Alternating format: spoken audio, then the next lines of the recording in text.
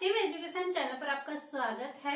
हम राजस्थान पशु परिचय की तैयारी कर रहे हैं और आप अपनी तैयारी जारी रखें, क्योंकि अब ये 100 दिन की कार्य योजना चली है। इसके अंदर वैकेंसियां आएंगी तो आप ये नहीं कि आप पशु परिचय की तैयारी कर रहे हैं या आप अदर कुछ भी एग्जाम की तैयारी कर रहे हैं, उसकी कंटिन्यू तैयारी रखें, क्योंकि एग्जाम आ सकता है। जल्द ही एग्जाम की घोषणा होगी।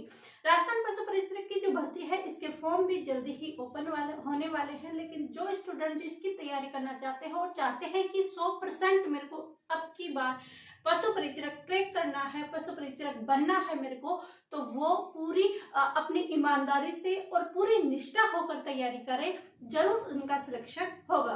तो चलिए हम पशु परिचरक की तैयारी कर रहे हैं। उसके अंदर हम राजस्थान भूगोल पढ़ रहे थे। भूगोल के अंदर हमने क्या पढ़ा था कि राजस्थान का वो भौतिक प्रदेश पढ़ लिया था, स्थिति और विस्तार पढ़ लिया था, अफवाह तंत्र भी पढ़ लिया था। कल हमारा अफवाह तंत्र यानी नदियां कंप्लीट होती है। उसके बाद हमारे बच गई थी कौन सी? राजस्थान की झीलें। राजस्थान की झीलें हम आज की क्लास में देखने वाले हैं, तो आप क्लास से कंटिन्यू और फुल देखना और आप सभी अधिक से अधिक क्लासों को क्या करना? शेयर करना।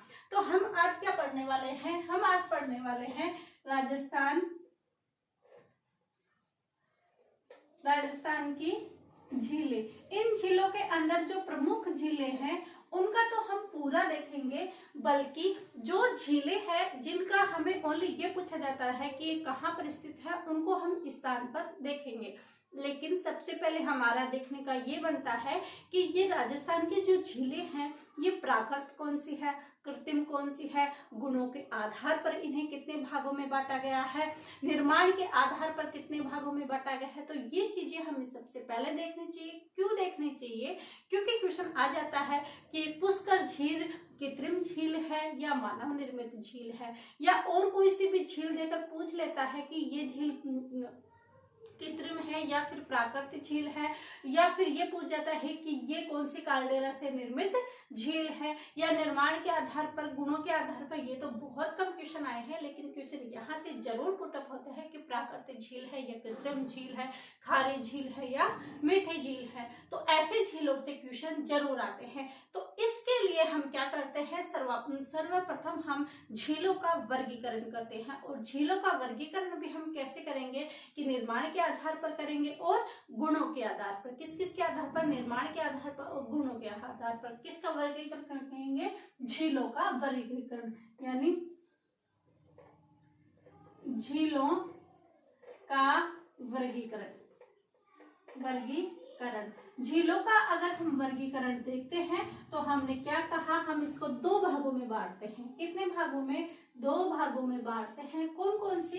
एक तो निर्माण के आधार पर और गुणों के आधार पर। तो फर्स्ट लिखेंगे हम निर्माण के आधार पर, निर्माण के आधार पर, और सेकंड लिखेंगे हम गुणों के आधार पर, गुणों के आधार पर। निर्माण के आधार पर कैसे? जैसे निर्माण हुआ प्राकृत से हुआ है या कृत्रिम से हुआ है। गुणों के कैसे गुण हम देखते हैं, तो कैसे गुण देखेंगे भाई? कौन सी खारी झील है और कौन सी मीठी झील है। तो हमने कौन सा लिखा? निर्माण के आधार पर। तो निर्माण के आधार पर कौन सी हो गई? प्राकृतिक झील और कृत्रिम झील। या निर्माण के आधार पर झीलों को कितने भागों में बांटा जाएगा? 2 भागों में। तो 2 भागों में यहाँ पर लिखेंगे हम प्राकृतिक झील, और एक यहाँ पर लिखेंगे हम कृत्रिम झील। कृत्रिम झील का मतलब जो मानव द्वारा बनाई गई है, और प्राकृतिक झील का मतलब क्या है? जो प्रकृति से बनी है, यानी ज्वालामुखी के फटने से, ज्वालामुखी के उद्गार से झीलों का निर्मित होता है, यानी प्रकृति से निर्मित। और कृत्रिम झील यानी खुद मानव यानी खुद इंसान अपने जलापूर्ति हेतु अपनी आवश्यकता के लिए जब झीलों का निर्माण करता है, पेयजल के लिए झीलों का निर्माण करता है, तो उसे हम क्या बोलते हैं? कृत्रिम झील बोलते हैं। दूसरी झील हमने देखा कि गुणों के आधार पर। तो गुणों के आधार पर भी हम 2 भागों में बांटेंगे। खारे पानी की झील, खारे पानी की झील, और एक झील हम लेंगे मीठे पानी की झील, मीठे पानी की झील। एक तो खारे पानी की झील हो गई और एक कौन सी झील हो गई, मीठे पानी की झील हो गई। ऐसे हमने झीलों का वर्गीकरण दो आधार पर किया, निर्माण के आधार पर और गुणों के आधार पर। फिर हमने नेक्स्ट क्या किया कि निर्माण के आधार पर, गुणों के आधार पर, दोनों को हमने दो दो भागों में बांट लिया। प्राकृतिक के आधार पर कौन, निर्माण के आधार पर कौन सा क्या, प्राकृतिक और कृत्रिम, और गुणों के आधार पर खारे पानी की झील और मीठे पानी की झील। यहाँ तक आपका आई होप कवर हो गया होगा। अब देखते हैं क्या कि प्राकृतिक जो झील है वो सबसे बड़ी कौन सी झील है, कृत्रिम झील है, वो सबसे बड़ी कौन सी झील है। तो हम देखते हैं कि प्राकृतिक झील की सबसे बड़ी तो सबसे बड़ी प्राकृतिक झील कौन सी है, पुष्कर झील।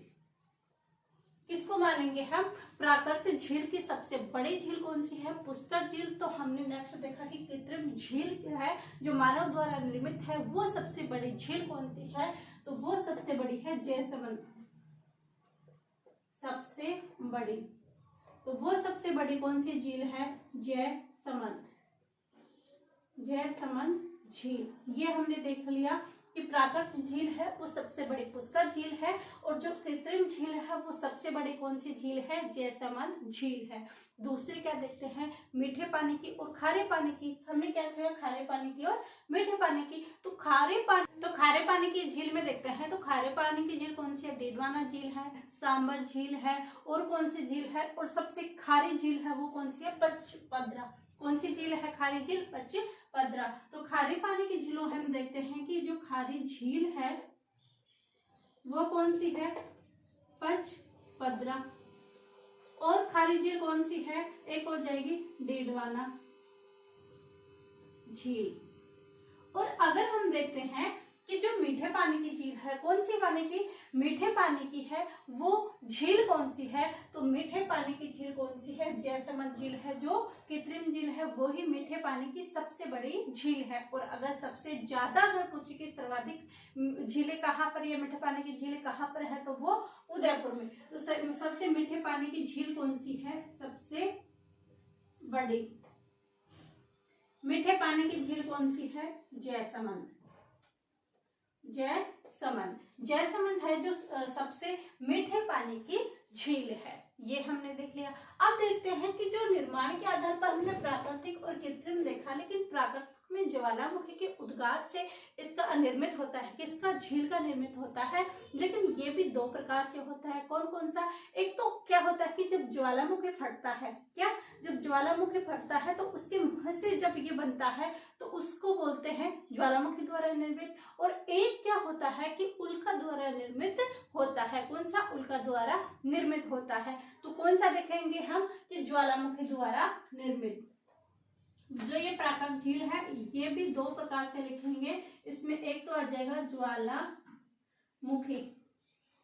ज्वालामुखी द्वारा निर्मित, यानी एक तो ज्वालामुखी द्वारा निर्मित हो जाएगा, और दूसरा कौन सा हो जाएगा, दूसरा जो आएगा उल्का द्वारा निर्मित, उल्का से निर्मित। ये दो झीलें किससे आ जाएगी, प्राकृतिक झील से, ज्वालामुखी और उल्का निर्मित। तो ज्वालामुखी से निर्मित सबसे बड़ी झील कौन सी है, इसमें भी दो पूछा जाता है कि एक तो काल्डेरा और क्रेटर झील। कौन सी, काल्डेरा और क्रेटर झील। और अगर हमसे पूछा जाए कि उल्का निर्मित झील कौन सी है, तो उल्का निर्मित झील कौन सी है, तो उल्का निर्मित झील कौन सी होगी, रामगढ़ झील। और रामगढ़ झील है कहाँ पर, बारां में।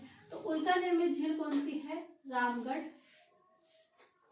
झील। और ये रामगढ़ झील है कहाँ पर, ये बारां के अंदर है।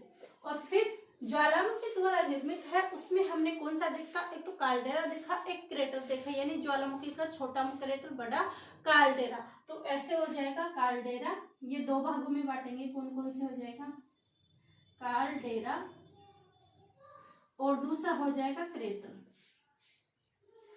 ये दो ज्वालामुखी के द्वारा निर्मित होते हैं कि ज्वालामुखी द्वारा दो निर्मित किया जाता है, तो काल्डेरा और एक क्रेटर। अब काल्डेरा के अंदर कौन सी झील आएगी, तो हमने देखा कि प्राकृतिक की सबसे बड़ी झील कौन सी है, काल्डेरा का मतलब बड़ा, ज्वालामुखी को जब बड़ा मुंह होता है वो काल्डेरा, तो उसको कौन सी झील हो जाएगी, पुष्कर झील हो जाएगी। और क्रेटर झील कौन सी हो जाएगी, नक्की झील हो जाएगी। और नक्की झील के अंदर एक किंवदंती ये भी है कि ये देवताओं के नाखूनों से है ना, इस झील का क्या होता है, निर्माण होता है। तो दोनों चीजें हम ध्यान रखेंगे। काल्डेरा कौन सी झील है, पुष्कर, कौन सी झील है? पुष्कर झील है। और क्रेटर झील कौन सी है? नक्की झील है।